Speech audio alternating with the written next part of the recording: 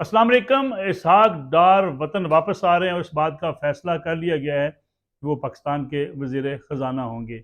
इसहाक डार साहब के हवाले से काफ़ी दिनों से ये खबरें आ रही थी कि इसहाक डार साहब वापस आ सकते हैं और आकर मुल्क की मैशत को वो संभालने के लिए अपना किरदार अदा करेंगे। बड़ी तनकीद का सामना था मुस्लिम लीग नवाज़ को। पाकिस्तान तहरीक इंसाफ की तरफ से ये तनकीद बार बार की जाती रही कि इसहाक डार साहब के खिलाफ मुकदमात हैं, वो मफरूर हैं, इश्तिहारी हैं और इस वजह से तहरीक इंसाफ ने उनके खिलाफ एहतजाज का ऐलान भी किए रखा। लेकिन पिछले कई रोज़ से जो मुल्क की मैशत के हवाले से ख़ास तौर पर मियाँ शहबाज शरीफ जो वज़ीर आज़म पाकिस्तान है और साबिक़ वज़ीर आज़म मियाँ नवाज शरीफ के माबैन जो बातचीत चल रही थी, जिसमें ये कहा जा रहा था कि इसहाक डार साहब पहले वतन वापस आएंगे, उसके बाद मियाँ नवाज शरीफ भी इलेक्शन से पहले वतन वापस आ सकते हैं।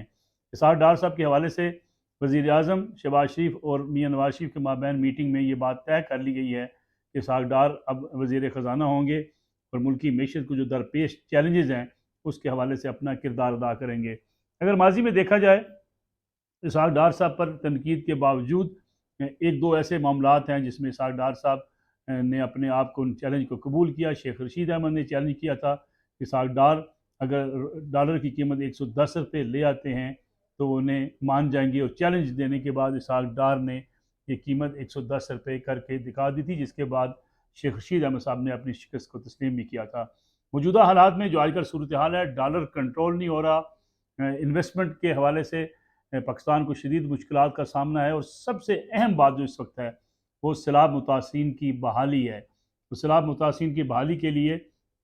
हम पाकिस्तान को अपने दोस्त ममालिक के साथ साथ आलमी इदारों से मदद की ज़रूरत है। वज़ीर आज़म ने अक़वाम मुत्तहिदा में अपनी स्पीच के दौरान बहुत ज़्यादा फोकस भी किया इस बात पर कि आलमी बरदरी पाकिस्तान की मदद करे ताकि सैलाब मुतासिरीन की मदद की जा सके, क्योंकि अगर सैलाब मुतासिरीन की बहाली नहीं होती तो ये हुकूमत के लिए एक बहुत बड़ा चैलेंज होगा। इसके नतीजे में गुर्बत में इजाफा होगा, मुल्क के अंदर बेरोज़गारी बढ़ेगी और पाकिस्तान की इस सूरत हाल में हुकूमत ये अफोर्ड नहीं करती कि सैलाब मुतासिरीन बहाल ना हो। अब उसकी चैलेंज को कबूल करने के लिए इसहाक डार वापस आ रहे हैं और इसहाक डार साहब के हवाले से दो तीन अहम फैसले भी किए गए हैं। एक तो ये कि वो आलमी सतह पर आलमी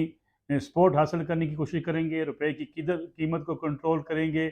ताकि डॉलर की कीमत ना बढ़ सके, और उसके साथ साथ जो इत्तेहादी जमातें हैं उनके जो गिले शिकवे होते हैं, इसहाक डार साहब माजी में भी एम के एम के हवाले से बलूचिस्तान की जो कौम परस्त जमातें हैं उनके हवाले से अहम किरदार अदा करते रहे हैं, और इसहाक डार साहब ये अब फ्रीज़ा भी सर अंजाम देंगे। गोया जिस तरीके से मियाँ नवाज शरीफ की हुकूमत के दौरान उन्हें डिप्टी वज़ीर आज़म कहा जाता था, इस लिहाज से मियाँ शहबाज शरीफ की हुकूमत में भी वो वही काम सर अंजाम देंगे जो मियाँ नवाज शरीफ के साथ वो मिलकर कर रहे थे। एक बड़ा फैसला है, लेकिन इसके साथ साथ अदालती जो चाराजोई है, कानूनी तरीक़ाकार है, वो क्या होगा,